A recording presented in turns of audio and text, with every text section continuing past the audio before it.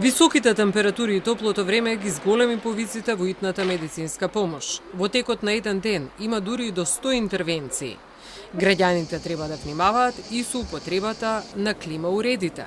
Најчесто, во последните денови има доста колапси на јавни места, се жалат и луѓето со срцеви заболувања, респираторни заболувања. Надвор се доста високи температурите и вообичаено, луѓето како прво треба да се избегнува и шетање на јавни места, во периодот кога е најтоплото време, од 10-11 па до 17 часот, поготово на постарата популација. Тука настануваат и најголем број на колапси имаме и во таа популација. Понатаму користење на клима уреди потребно е да се разладуваме, меѓутоа сепак со контрола, не треба никогаш разликата да биде поголема од 10 степени, затоа што и тоа е еден температурен шок на организмот кој што исто така доведува понатаму до други последици и колапси.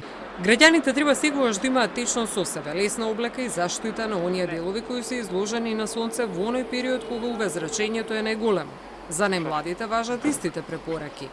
Сепак и покрај апелот на здравствените лица, граѓаните велат дека се обидуваат да се справат со топлото време, но не секогаш можат да ги планираат своите обврски според препораките рано наутро, па се снаоѓаат како умеат. Добрата работа е што Црвениот крст на град Скопје има своји екипи кои што поминуваат низ центарот и по широкото градско подрачје, каде што делат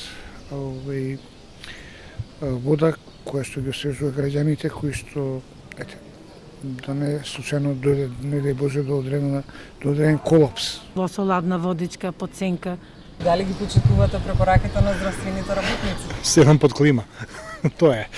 Нешто да ви кажам. И од сабајде шетај повеќе, навечер шетај повеќе, дење кри се, тоа е.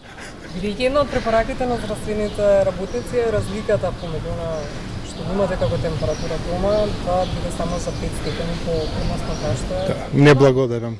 Не, ки си седам на полудно. Така да, ја не сум тие што мора да излегува, дома работам, така да ми е окей. Максимално, на најладно и тоа е.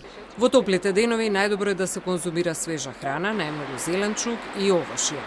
Во овој период од годината зголемен е бројот на труење, па лекарите советуваат храната да е добро термички обработена и да се чува на соодветна температура.